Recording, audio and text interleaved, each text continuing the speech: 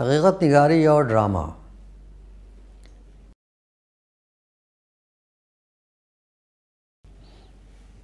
حقیقت نگاری کی تحریک یورپ خصوصاً فرانس میں ابھری۔ یہ ایک ایسی تحریک ہے جس نے ڈرامے کے میدان میں ایک نئی راہ متعین کرنے کی کوشش کی اور ارسطو کے پیش کردہ زیادہ تر اصولوں سے انحراف کرتے ہوئے زندگی کی ہو بہو عکاسی پر زور دیا۔ اس موڈول میں اس تحریک کے بارے میں معلومات پیش کرنے کے ساتھ اس کے تحت تخلیق کیے گئے ابسن کے ڈرامے گڑیا گھر کا مطالعہ بھی کیا گیا ہے۔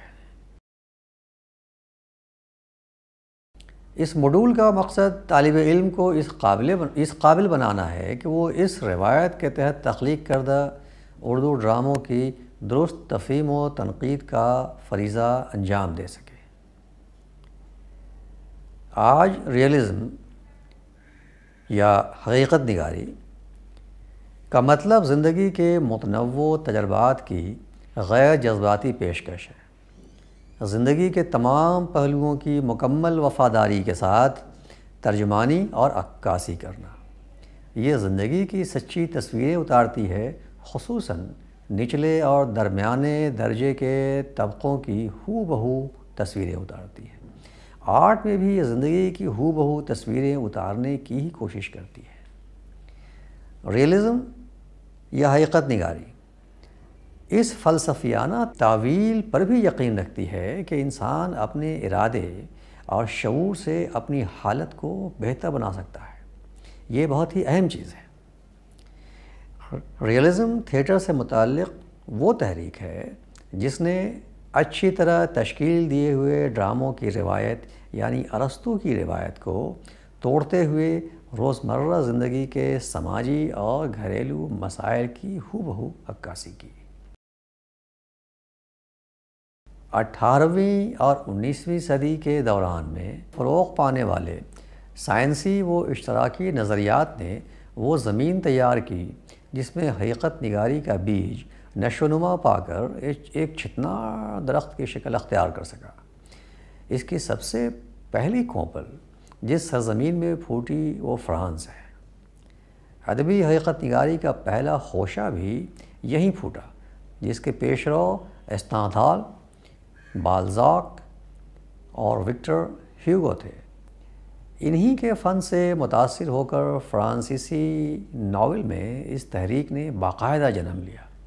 ان تینوں ادیبوں کے خیالات کو فرانس کے مشہور فلسفی اور نقاد تین کے مضامین نے مزید تقویت پہنچائی۔ ادب میں اس کا پہلا شعوری تجربہ فرانس کے چیم فلاوری نے اپنے ناول میں کیا۔ اسی نے اس تحریک کا منشور بھی 1857 میں ریئلزم کے عنوان سے جاری کیا۔ اسی نے عام آدمی کو اپنے ناولوں کا ہیرو بنایا، جس کی وجہ سے اینٹی ہیرو کا تصور بھی عام ہوا۔ یہ تحریک اگرچہ چیم فلاوری نے شروع کی، لیکن فرانس میں اس کا سب سے بڑا مبلغ بالزاک ہی تھا۔ اسی کے زیر اثر فرانس میں ناول نگاروں کا ایک گروہ ابھرا جس نے اس میدان میں کارہائے نمایاں انجام دیے۔ اسی نے 1826 میں اپنے ایک فن پارے میں حقیقت نگاری کی اصطلاح استعمال کی۔ فرانس میں بالزاک کی پیروی کرتے ہوئے جن دوسرے ناول نگاروں نے اس تحریک کو فروغ دیا، ان میں فلابیر، ارنسٹ فیڈو، ایڈمنڈ اور جویس، فلپ ڈورنٹی اور موپاساں اہم ہیں۔ حقیقت نگاری نے فرانس سے باہر جن ممالک میں رواج پایا، ان میں امریکہ، برطانیہ اور روس خصوصاً قابل ذکر ہیں۔ حقیقت نگاری نے ناولوں کے علاوہ دوسری اصناف ادب کو بھی متاثر کیا، خصوصاً ڈرامے میں اس کے زیر اثر ایسے تجربے کیے گئے جنہیں دنیا کے اعلیٰ ادب میں شمار کیا جا سکتا ہے۔ ریئلزم یا حقیقت نگاری کا مفہوم، جیسا کہ عام طور پر سمجھا جاتا ہے، ایسے اعمال کی نقل ہے جو سچے اور حقیقی ہوں۔ لیکن یہاں یہ بات بھی ذہن میں رکھنے کی ضرورت ہے کہ ڈرامے میں حقیقت نگاری انسان اور اس کی فطرت سے متعلق عام تصورات اور قیاس آرائیوں کو قبول نہیں کرتی، بلکہ اس کے برعکس یہ ایک طرح سے التباسات اور اعتقادات کے خلاف علم بغاوت بلند کرتی ہے۔ بسا اوقات اس بغاوت کا مقصد سماجی تنظیم نو بھی ہوتا ہے۔ حقیقت پسند ڈرامہ انسان کو ایک سماجی فرد یا سماجی وجود کے طور پر پیش کرتا ہے اور زیادہ تر درمیانی طبقے پر نظر رکھتا ہے۔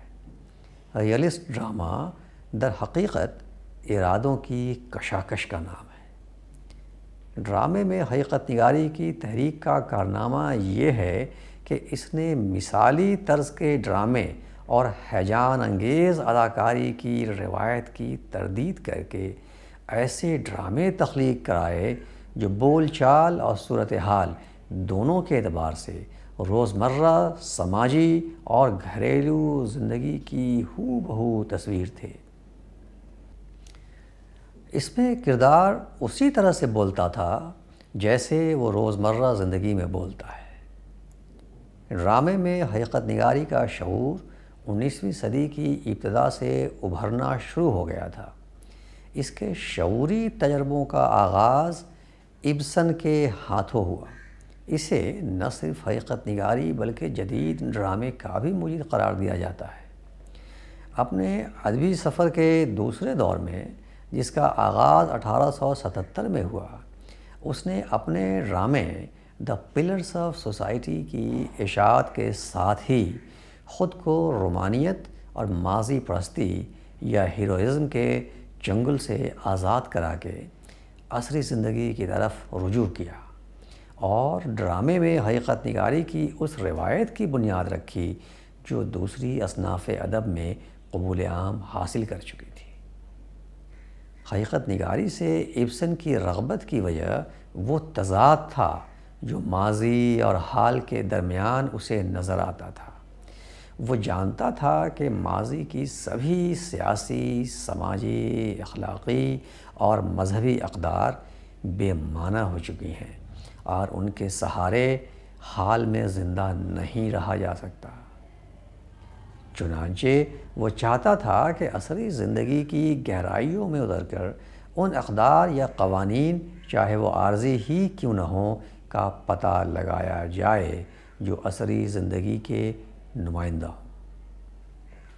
ابسن بنیادی طور پر اس بات پر یقین رکھتا تھا کہ انسان اپنے ارادے اور عمل سے جو بھی چاہتا ہے یا جو بھی چاہے کر سکتا ہے۔ وہ اپنے حالات، اپنے ماحول اور مقدر کو اپنی کوششوں سے خوشگوار اور بہتر بنا سکتا ہے۔ اس لیے اپنے ڈرامے گھوسٹ میں بھی اس نے مسز ایلونگ اور اس کے بیٹے کے المیے کو سماجی اور نفسیاتی تنقید کے طور پر پیش کیا۔ وہ اپنے فیصلے کی وجہ سے اپنے مقدر کے ذمہ دار تھے۔ وہ زولا کی طرح وراثت یعنی ہیریڈیٹی کو نہیں مانتا، نہ ہی وہ وراثت کو ایک اندھی طاقت کے طور پر قبول کرنے کو تیار ہے۔ ابسن کا بنیادی مقصد نئی سچائی کی دریافت تھا۔ وہ یہ قبول کرنے کے لیے تیار نہیں تھا کہ اس کائنات میں کوئی ایسا ضابطہ ہے جو انسانی تعلقات کے نظام کو چلانے کے لیے کلی یا حتمی قرار دیا جا سکتا ہے۔ اسی وجہ سے وہ روایت کی طرف سے ملنے والے تمام اخلاقی ضابطوں کو بھی قبول نہیں کر سکا۔ وہ ایک ایسی نئی صداقت دریافت کرنا چاہتا تھا جس کا انحصار اور ذمہ داری فرد پر ہو، نہ کہ کسی ما فوق الفطرت طاقت یا قانون پر۔ ابسن انسانی نفس میں انقلاب لانے کا متمنی تھا۔ وہ ساری سائنسی و علمی ترقی کو اس وقت تک بے معنی سمجھتا تھا جب تک وہ انسان کے سوچنے سمجھنے کے طور طریقوں کو نہ بدلے۔ انسان جب تک ماضی، روایت، اسطور، مذہب یا اخلاق کے ضوابط کے جوئے کو اپنی فکر کی گردن سے اتار کر نہیں سوچتا، ساری ترقی بے معنی رہتی ہے۔ اپنے مطالعے، مشاہدے اور ذاتی تجربے کی روشنی میں ابسن اس نتیجے پر پہنچا کہ سچ ہمیشہ ایک وقتی سچائی ہوتا ہے اور اسے مؤثر بنانے کے لیے ضروری ہے کہ وقتاً فوقتاً اس کی معنویت کا جائزہ لیا جاتا رہے اور ضرورت اور حالات کے تقاضوں کے مطابق اس میں ترمیم و اضافے کا عمل جاری رہے۔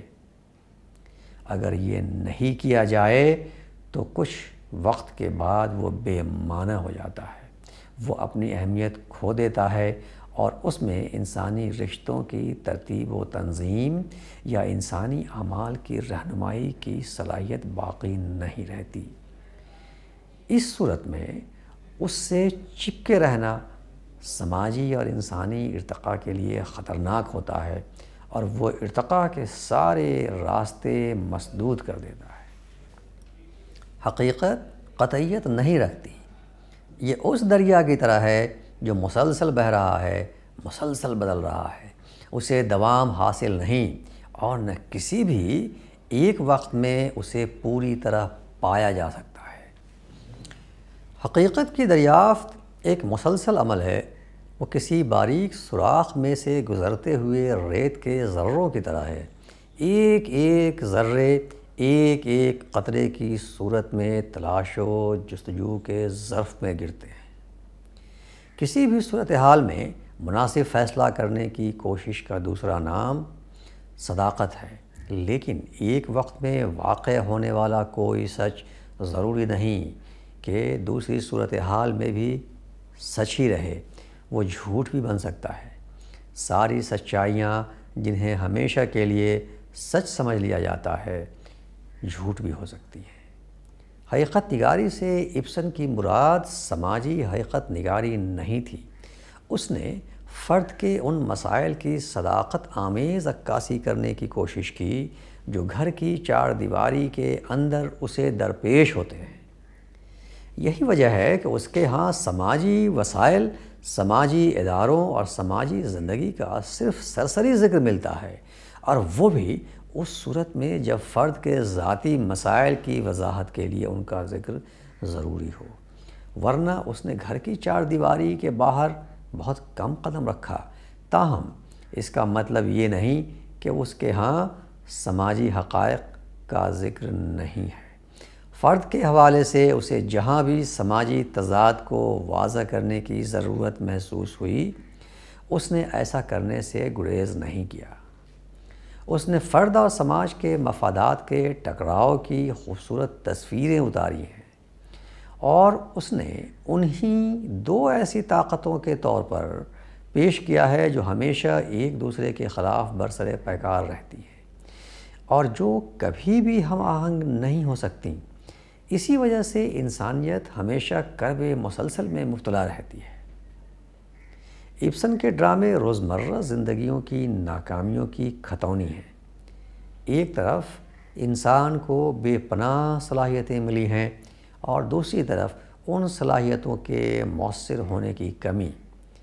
ان متضاد حقیقتوں نے ابسن کو عمر بھر پریشان رکھا، چنانچہ انہی کو اس نے اپنے ڈراموں کا موضوع بنایا۔ تجربے نے ابسن کو اس حقیقت سے بھی آشنا کر دیا تھا کہ ماضی کی طرف سے ملے سارے اخلاقی و مذہبی ضابطے بے معنی ہیں۔ انسانی زندگی سے ان کا دور کا بھی واسطہ نہیں ہے۔ انسان ہمیشہ دوسروں کو کچل کر یا اپنے مفاد پر دوسروں کے مفاد کو قربان کر کے آگے بڑھتے رہے ہیں۔ یہی انسانی زندگی کی ٹھوس حقیقت ہے۔ اسی کو اس نے اپنے ڈراموں میں ابھارنے کی بھی کوشش کی۔ اپنے انہی خیالات کی وجہ سے کبھی کبھی وہ لایعنیت کے دائرے میں داخل ہوتا ہوا بھی دکھائی دیتا ہے۔ اس کے ڈراموں میں ہمیں ایسے عناصر بھی نظر آتے ہیں جنہیں بعد میں سیموئل بیکٹ نے نئے ڈرامائی اسلوب کو پیدا کرنے کے لیے اپنایا۔ ابسن کا بنیادی مقصد روایت، مذہب یا اخلاق کے اصولوں سے انحراف کر کے عقل و دانش کے چراغ روشن کرنا ہے۔ اس لیے وہ اپنے کرداروں کو انہی قدروں کے ہاتھوں تباہ ہوتے ہوئے دکھاتا ہے جن پر وہ دل و جان سے فدا ہوتے ہیں۔ وہ اپنے کرداروں کو جس بے دردی سے قربان کرتا ہے اس سے اندازہ ہو جاتا ہے کہ انسانی وجود کی اس کے نظر میں کوئی اہمیت نہیں۔ وہ اسے محض ایک بے معنی شے قرار دیتا ہے۔ ابسن کا سب سے اہم ڈرامہ ڈولز ہاؤس ہے، جسے اردو میں گڑیا گھر کے نام سے ترجمہ کیا گیا ہے۔ اس میں ابسن دراصل یہ بتانا چاہتا ہے کہ سماج، والدین اور خاوند کے تحفظ میں زندگی گزارنے کی وجہ سے عورت کو یہ موقع ہی نہیں ملتا کہ وہ اپنے پیروں پر کھڑی ہو سکے۔ وہ دوسروں کے رحم و کرم پر زندہ رہتی ہے۔ ڈرامے کے آخر میں جب نورا کے خاوند ہیلمر کی غلط فہمی دور ہو جاتی ہے اور سب کچھ ٹھیک ہو جاتا ہے تو نورا خاوند کے ساتھ رہنے سے انکار کرتے ہوئے سوچتی ہے کہ شادی سے پہلے سارے فیصلے اس کے والد کرتے تھے، شادی کے بعد سارے فیصلے اس کا خاوند کرتا رہا، اسے اپنے پیروں پر کسی نے کھڑا ہونے ہی نہیں دیا۔ مگر اب وہ گڑیا کی طرح زندگی نہیں گزارے گی، الگ رہ کر اپنے پیروں پر کھڑی ہوگی۔ چنانچہ وہ شادی کی انگوٹھی خاوند کو واپس کرتے ہوئے اپنی انگوٹھی لے کر بغیر بچوں کو دیکھے یا ان سے ملے گھر کو ہمیشہ کے لیے خیر بات کہہ دیتی ہے۔ گڑیا گھر کے پلاٹ پر نظر ڈالیے تو یہ بات واضح ہو جاتی ہے کہ ابسن نے پلاٹ نگاری سے متعلق ارسطو کے مخصوص ضابطوں سے کچھ حد تک انحراف کیا ہے۔ 3 وحدتوں میں سے یہاں وہ محض وحدت مکان کا احترام کرتا ہے۔ سارے واقعات ایک ہی جگہ پر واقع ہوتے ہیں۔ اس کے ساتھ ہی یہاں پلاٹ میں وجودی اور لایعنی عناصر بھی داخل ہوتے نظر آتے ہیں۔ وہ وجودیوں کی طرح اس بات پر بھی یقین رکھتا ہے کہ انسان کو صرف اپنے ہی نہیں دوسروں کے اعمال کی ذمہ داری بھی اٹھانی پڑتی ہے، بلکہ بسا اوقات دوسروں کے اعمال کی سزا بھی بھگتنا پڑتی ہے۔ ڈاکٹر رینک یہاں طبیب ہونے کے باوجود باپ سے ملی ایک ایسی بیماری کا شکار ہے جس کی وجہ سے اب اسے ساری عمر موت کے انتظار میں گزارنی ہے۔ ہیلمر کا انجام بھی وجودی نظریے کی تصویر پیش کرتا ہے۔ وہ تو بااخلاق، بااصول اور ایماندار آدمی ہے، پھر اسے کس بات کی سزا ملی؟ اس کی ازدواجی زندگی کیوں تباہ ہوئی؟ ابسن وراثت یا ہیریڈیٹی پر بھی یقین رکھتا ہے، حالانکہ اس کے دوسرے حقیقت نگار اس سے انحراف کرتے ہیں۔ ایک اور اہم موضوع جو ابسن کے ڈراموں میں بار بار ابھرتا ہے وہ خوشی کی تلاش ہے۔ خوشی کے بغیر زندگی بے معنی ہے، موت کے مترادف ہے۔ یہاں نورا اس کی تلاش میں گھر چھوڑتی ہے، لیکن آخر میں راز کھلتا ہے کہ زندگی میں خوشی کی تلاش محض ایک فریب ہے، نورا کو وہ کبھی نصیب نہیں ہوتی۔ زندگی میں کسی اعلیٰ مقصد کا ہونا بھی ابسن ضروری سمجھتا ہے۔ بغیر اعلیٰ مقصد کے زندگی بے معنی بلکہ ایک طرح سے موت کے مترادف ہوتی ہے۔ اپنے اس یقین کو وہ یہاں لنڈا کے ذریعے پیش کرتا ہے۔ لنڈا دوسروں کے لیے زندہ رہنا اپنی زندگی کا مقصد قرار دیتی ہے۔ پہلے وہ اپنی ماں اور بہن اور پھر نورا کے لیے قربانی دیتی ہے۔ عورت کی آزادی کے لیے ابسن عمر بھر جد و جہد کرتا رہا۔ عورت کے وجود کو وہ سب سے اہم تصور کرتا تھا، اس لیے وہ اپنے نسوانی کرداروں کو ہر اعتبار سے بہتر بنانے کی کوشش کرتا رہا۔ لنڈا اور نورا ایسے ہی نسوانی کردار ہیں۔ زندگی کی تضادات کی بھی ابسن بڑی خوبصورت تصویریں پیش کرتا ہے جو خود اس کے خیالات میں بھی ہیں۔ اس کے لیے یہاں اکثر بدی کامیاب و کامران اور نیکی ناکام دکھائی جاتی ہے۔ ابسن ریاستی قوانین کو بھی تنقید کا نشانہ بناتا ہے جو انسانی شخصیت کو پنپنے کا موقع نہیں دیتے۔ اچھے سماج کی تشکیل کے لیے ابسن بچوں کی بہتر تربیت کا قائل ہے۔ ہیلمر کے ذریعے وہ اس طرح کے خیالات کا اظہار کرتا ہے۔ ابسن مقدر پر یقین نہیں رکھتا۔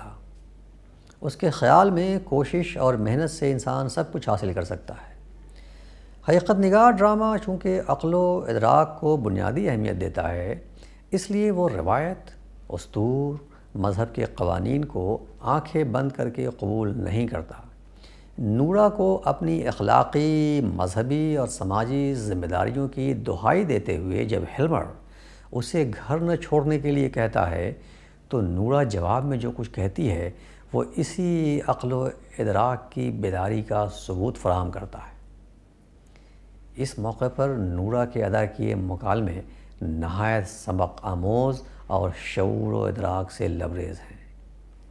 پلاٹ سے متعلق پیش کی گئی معلومات سے یہ واضح ہو جاتا ہے کہ ابسن نے اپنے دور کے اکثر بڑے مسائل کو اس میں سمونے کی کوشش کی ہے۔ چنانچہ ان حالات میں اس سے ارسطو کے پلاٹ کی طرح کسی گٹھے ہوئے پلاٹ کی توقع نہیں کی جا سکتی۔ یہ اس کا مقصد بھی نہ تھا، کیونکہ وہ اس حقیقت سے آشنا ہو چکا تھا کہ صداقت کو کسی زیور کی ضرورت نہیں ہوتی۔ چنانچہ اس نے بالکل ہی الگ راہ اختیار کی اور حقیقت نگاری کا حق ادا کر دیا۔ اگر غور سے دیکھا جائے تو گڑیا گھر مروجہ اخلاقی، سماجی اور قانونی اقدار کے خلاف علم بغاوت بلند کرنے کے مترادف ہے۔ وہ شادی کے ادارے پر بھی کاری ضرب لگاتا ہے۔ یہ ڈرامہ اس بات کی ترغیب دیتا ہے کہ انسان خود کو پہچانے۔ سچی آزادی ہمیشہ اندر سے پیدا ہوتی ہے۔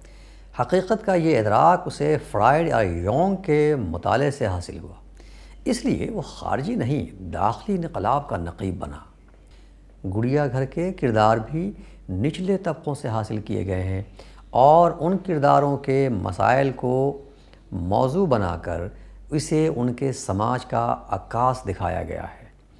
نورا، ہیلمر اور ڈاکٹر رینک درمیانی طبقے سے متعلق ہیں، جبکہ کروسٹڈ، مسز لنڈا، انا ماریا، نوکرانی اور پورٹر نچلے طبقے کے نمائندے ہیں۔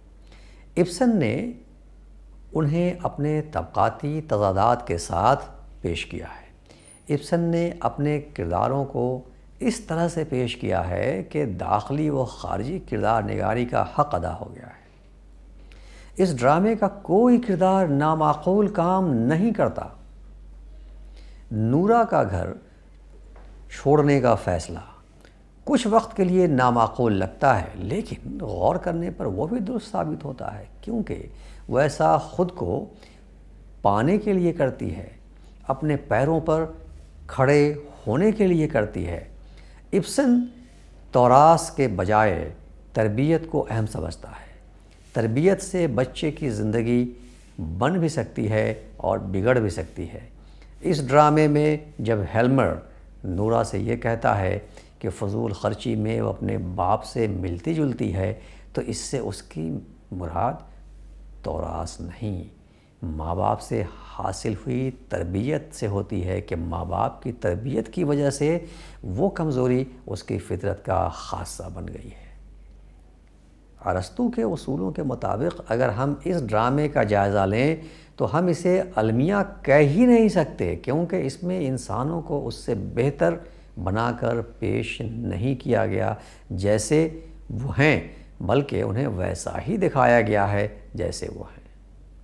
اسی طرح جہاں تک تین وحدتوں کا تعلق ہے، یا پلاٹ کا آغاز، درمیان اور اختتام کے اصولوں کے مطابق ہونے کی بات ہے، یا تاثراتی و واقعاتی ارتقاء کو ملحوظ رکھنے کی، ان میں سے بھی ارسطو کے اکثر اصولوں سے ابسن نے انحراف کیا ہے۔ ابسن نے ایسا جان بوجھ کر کیا ہے، وہ کسی تاثر کے ابھرنے سے پہلے ہی اسے مجروح کر دیتا ہے۔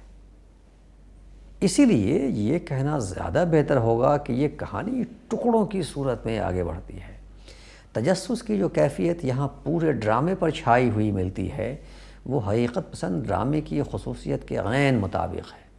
یہ ڈرامے کو جاذبیت عطا کرتی ہے۔ حقیقت پسند ڈرامہ تزکیہ نفس سے زیادہ سماجی اصلاح کا کام کرتا ہے، گو وہ بھی تزکیہ نفس کی ہی ارتقائی صورت ہے۔ ڈرامے کے ہیرو کا جہاں تک تعلق ہے، ابسن ارسطو سے متاثر نظر آتا ہے۔ وہ اسے غیر معمولی نہ صحیح دلکش بنانے کی ضرور کوشش کرتا ہے۔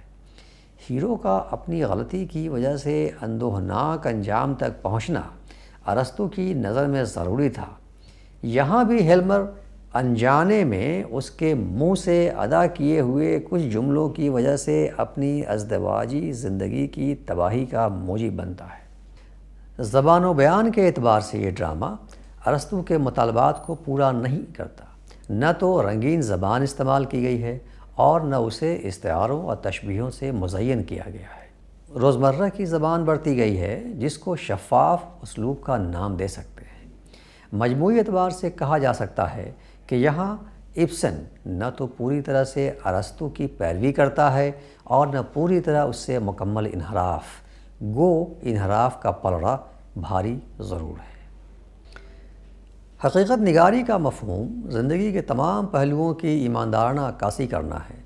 18ویں اور 19ویں صدی کے دوران میں فرانس میں جو سائنسی و اشتراکی پیش رفت ہوئی، اس نے حقیقت نگاری کے لیے زمین ہموار کی۔ ادب میں اس تحریک کا آغاز فرانس میں اگرچہ چیم فلیوری نے کیا، لیکن اسے مضبوط بنیاد فراہم کرنے کا کام بالزاک نے انجام دیا۔ چیم فلیوری نے ہی اس تحریک کا منشور بھی جاری کیا، گو بالزاک اس تحریک کا سب سے بڑا مبلغ تھا اور اس نے ہی 1826 میں اس تحریک کو حقیقت نگاری کا نام بھی دیا۔ فرانس میں ارتقاء پانے کے بعد یہ تحریک انگلستان، روس اور امریکہ تک پہنچی۔ ڈرامے میں اس کے شعوری تجربوں کا آغاز ابسن کے ہاتھوں ہوا۔ 1877 عیسوی میں اس نے اس طرز کا پہلا drama the pillars of society لکھ کر نئی روایت کو برتا۔ بنیادی طور پر وہ اس نظریے پر یقین رکھتا تھا کہ انسان اپنے عمل اور ارادے سے جو بھی چاہے کر سکتا ہے۔ اس لیے وہ یہ قبول کرنے کے لیے بھی تیار نہیں تھا کہ اس کائنات میں کوئی ایسا ضابطہ ہے جو انسانی تعلقات کے نظام کو چلانے کے لیے کلی یا حتمی قرار دیا جا سکتا ہے۔ وہ سچ کو بھی ایک جزوی حقیقت کا حامل قرار دیتا تھا، نہ کہ آفاقی اور دائمی۔ اس میں وقتاً فوقتاً ترمیم و اضافہ کرتے رہنا بہت ضروری تھا۔ اس کی نظر میں حقیقت نہ تو قطعیت رکھتی ہے نہ دوام۔ آج کی حقیقت کل جھوٹ ہو سکتی ہے۔ ابسن نے سماجی حقیقت نگاری کے بجائے گھریلو حقیقت نگاری کو اپنے ڈراموں میں برتا، لیکن اس کا مطلب ہرگز یہ نہیں کہ اس کے یہاں سماجی حقیقت نگاری نہیں ہے۔ فرد اور سماج کے درمیان تضادات کو ابھارنے کے لیے اس نے اسے خوب برتا ہے۔ ابسن کا مقصد روایت، مذہب یا اخلاق سے انحراف کر کے عقل و دانش کے چراغ روشن کرنا تھا۔ اسی لیے وہ اپنے کرداروں کو انہی قدروں کے ہاتھوں برباد ہوتے ہوئے دکھاتا ہے جن پر وہ دل و جان سے فدا ہوتے ہیں۔ ابسن نے آزادی نسواں کی بھی مسلسل کوشش کی۔ اس کے سب سے اہم ڈرامے گڑیا گھر کا موضوع آزادی نسواں ہی ہے۔ گڑیا گھر کے پلاٹ میں وجودی اور لایانی عناصر بھی شامل نظر آتے ہیں۔ اس سلسلے میں وہ کہتا ہے کہ انسان کو اپنی ہی نہیں دوسروں کی بھی ذمہ داریاں اٹھانی پڑتی ہیں۔ یہی نہیں، دوسروں کے اعمال کی سزا بھی بھگتنی پڑتی ہے۔ وہ اعلیٰ مقصد کے بغیر زندگی کو بے معنی اور موت سے بدتر گردانتا ہے۔ وہ مقدر پر بھی یقین نہیں رکھتا، شادی کے ادارے کو شدید تنقید کا نشانہ بناتا ہے، تورات کے بجائے تربیت کو اہم قرار دیتا ہے، حقیقت پسند ڈرامہ کو تزکیہ نفس سے زیادہ سماجی اصلاح کا وسیلہ قرار دیتا ہے۔ مجموعی اعتبار سے گڑیا گھر حقیقت نگاری کے زمرے میں ہی رکھا جا سکتا ہے۔